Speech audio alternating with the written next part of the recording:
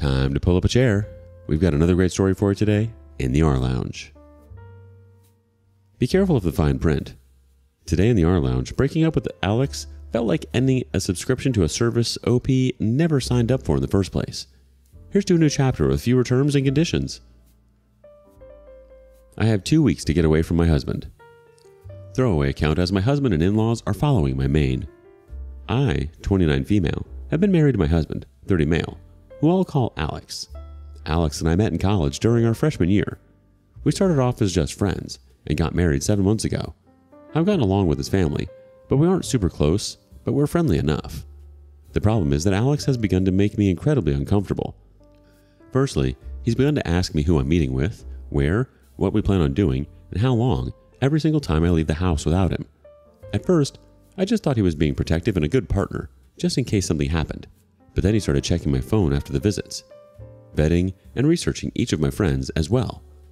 He also has been pursuing me to link my bank account to his, as he's in charge of the finances when he was perfectly fine with keeping them separate before. We fight about it almost every day.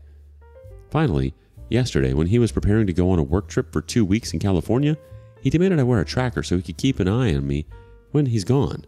I can't do this anymore. I feel like I'm suffocating, and his family, who I've spoken to about this worrying behavior, just said he's being careful and protective as a good husband should. I need to gather my things together and find a way to be gone before he gets home without tipping them off. He's always threatened that if he ever found me cheating on him, he'd turn in divorce papers the same day. He keeps a filled out copy in his desk. I'm going to submit those the day I leave. But there's so much to do. Begin finding a new place to live, seeing if my job has any transfers available, packing and moving in 2 weeks. His return flight, May 11th. So I need to move quickly. I'm posting here because I don't have any close family, and I can't risk dragging my friends into this as we share the same friends. I just needed a place to vent and ask if anyone has any advice on the easiest and safest way to do this. Edit. Oh my god, you guys are amazing.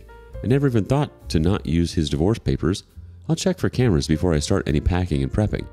I may also shred his divorce papers just in case and look into getting a lawyer myself. I'm in a no-fault divorce state. That much I do remember, which will help. I'll update again when I know more. The tracker he wants me to use is a small clip to put on the belt or waistband. I'll wear it unless I'm going or doing something related to me leaving. No pets yet, thankfully.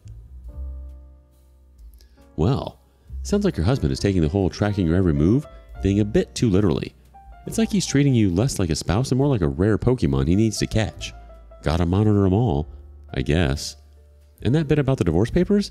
Talk about having a prenup ready to go at a moment's notice. Maybe next time he'll remember to add a tracking clause just to keep things consistent. In all seriousness, though, it's good you're taking steps to get out of that situation. Just make sure you don't accidentally leave a trail of breadcrumbs for him to follow. Wouldn't want him to turn detective and find you before you've had a chance to make your great escape. Stay safe. Update. So I've gotten a lot of support and helpful advice along with questions I thought I should clarify before I proceed with the update. Some asked why I'd be hiding things from Alex regarding going out and who I'm meeting with. I don't, and I have nothing to hide. However, when he begins to then double check everything, I tell him with the other people there, right down to each person I talk to and what I said. Did I send any text messages? Did I order food? How much did I eat? That's when it started to feel like I was slowly being pushed into a corner. It didn't start that bad, but gradually grew worse over time. All of the Reddit subs in my in-laws' families are a part of are related to gardening and do-it-yourself, so I highly doubt they'll see this. If so, by the time they do, I'll hopefully be gone. I talked to my job and explained things to my manager, and they promised to look into openings in other states to see if they could get me into one. They'll have an update on that in 3 days. I trust that my bank account is secured, considering he's tried to get into it before and failed. I found one camera in the kitchen, another one in the living room, and one in our bedroom. As such, I've left them in place for now and done all other planning, either in the bathroom, pretending I'm taking a bath. I'm honestly staying away from the domestic violence services as my sister-in-law is unfortunately higher up in those considering she volunteers there, and I have a feeling if I did show up there, they would know in a heartbeat. I can't look for apartments until I get the update from my work, but either or, I'm still going to be leaving for this state. The day before I do, I will be changing my number carrier and wiping my laptop and all of his electronics before I do. I've met with 2 lawyers so far and had them look over the paperwork my husband had prepared, and both said that it did have some clauses in it that could have caused me some trouble down the line.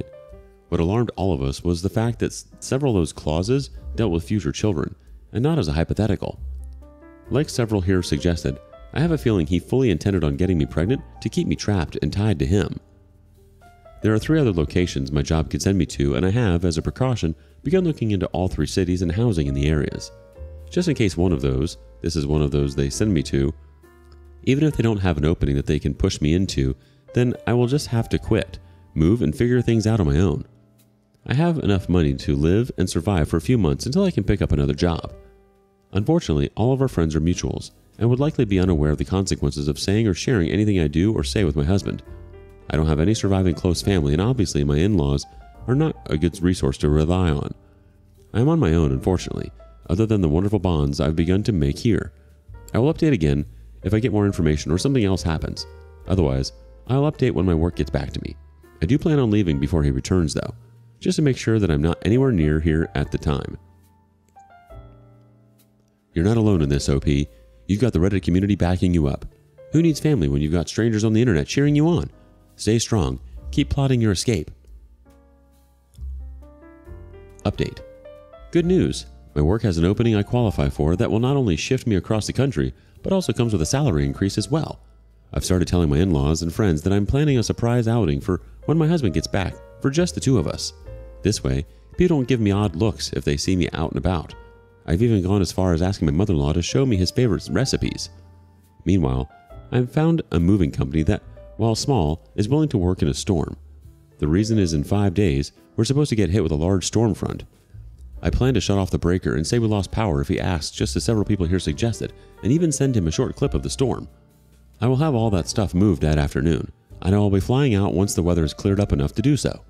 I have a lawyer who will push my divorce through, and I've filled out the necessary paperwork so that I don't have to be here for it. I'm not suing for assets or alimony, and I've shredded his divorce papers as well. I've set up a cheap payphone plan through Cricket until this is all said and done, at which point I will find a new carrier, number, and phone. This one is being wiped and left behind. My laptop is provided by my work, and the IT department inspected it thoroughly, and it was clean, thankfully. No other electronic aside from my laptop and new phone will be coming with me. If Alex needs to talk to me, he can do it through my lawyer. Not sure if anything else will happen. My fingers are crossed that he doesn't think anything amiss until after I leave. And I'm not turning the breaker back on when I do. He can when he gets home. My work is covering the plane ticket, so that is at least one expense I don't have to finagle in. Update. It's been a busy week, but I've gotten so much done. Firstly, I am now out of the house and I'm currently in a hotel while I look for an apartment. It's a big city bustling with people no matter where you look. We had a pretty bad storm system hit back home. That actually lasted 2 days. High winds, thunder, lightning, and even hail everywhere. I didn't take much from the house. My documents, clothes, and important sentimental items. I left all the furniture and electronics behind. I cleared the house top to bottom and took pictures on my phone so he couldn't claim I damaged anything when I left. My lawyer has already started divorce proceedings, and my husband will be served on the 8th. His plane is due to land early morning, and the sheriff will be there at the house waiting for him. He is very much about public appearances and reputation. My lawyer will be calling him as well to inform him that I am more than willing to air out everything to the public about his actions if it means securing my freedom from him. I will go to court as long as I must to get this pushed through. I haven't told our friends or his in-laws yet. I will do that while he is on the flight to prevent him from getting wind of it before he's handed the divorce papers.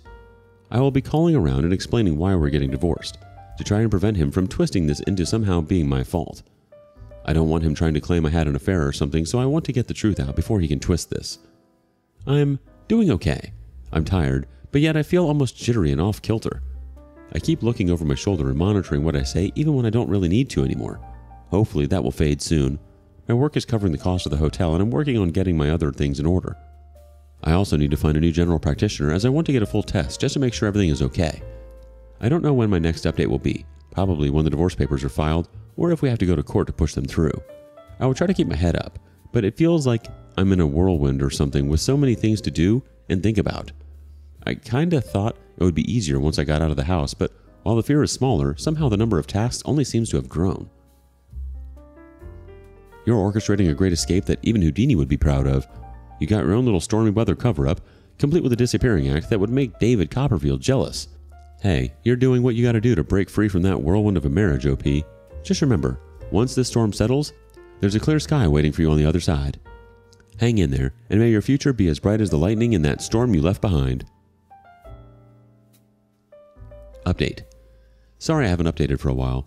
Things got hectic and a bit chaotic, honestly. Firstly, I'm working on getting an apartment still and have applications in at 3 different places, and will hopefully hear back from them soon. I'm still going to work here at the new location, so I don't have to worry about burning through my emergency savings completely. I've gotten a lot of emails from Alex, his family, and our old friend group asking question after question. I've only sent one return email to Alex, explaining that I don't believe we are truly compatible, and it is best we separate now. That his treatment of me when I'd done nothing to deserve as such was just as much of a deal breaker as cheating was for him. I ended the email with a statement that I would not be contacting him further, and anything else he needed to pass on to me, or vice versa, would be done through my lawyer. For his family and friends, I just typed up one email outlining everything that happened and why I left. I told them I wished them no ill will, but that such treatment of his wife and partner was not acceptable. That should Alex get remarried in the future, I wished they would help support both partners, and not just Alex. Alex, from what a lawyer told me, was livid when he was served. The sheriff actually ended up booking him for assault on an officer and menacing due to the threats he was shouting.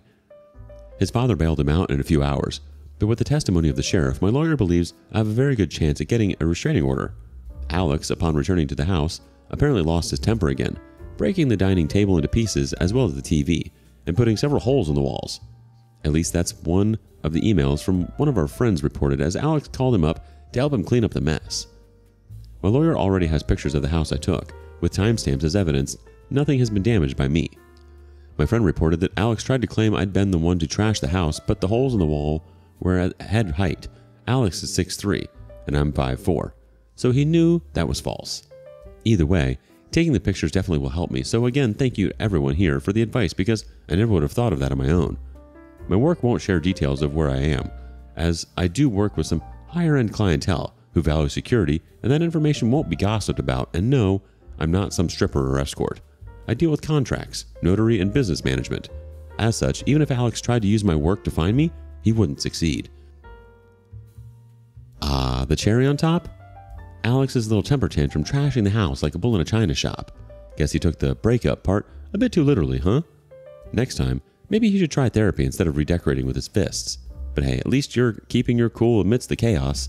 And kudos to you, OP, on that email to his family and friends. Nothing like a good old truth bomb to clear the air. Here's to hoping your new apartment comes with better neighbors and fewer holes in the walls. Stay strong, stay safe, and remember, the best revenge is living well. What do you make of this? Lend some solid advice or words of encouragement to those in similar situations in the comments below. And thank you for joining us today in the rLounge. Be sure to like and subscribe and hit that notification bell so you don't miss out on our next video. See you soon, and put that chair back where you found it.